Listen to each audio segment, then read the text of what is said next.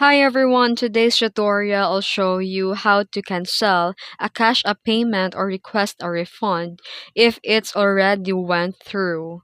Let's get started. First, all you need to do is to open your Cash App and tap the activity icon at the bottom right corner. It looks like a clock. Here you'll see all the transactions. If the payment is still pending, tap on it. Then to cancel the payment, scroll down and tap cancel payment, then confirm. Your money should be refunded instantly to your Cash App balance. Then if the payment went through, it has been already completed, you'll need to contact the recipient and ask for a refund. You can also contact a Cash App support, but refunds are not guaranteed in this case. Then for the contacting support or to reach support, tap your profile icon in the top right corner, then scroll down to support, then tap contact support at the bottom. And that's it.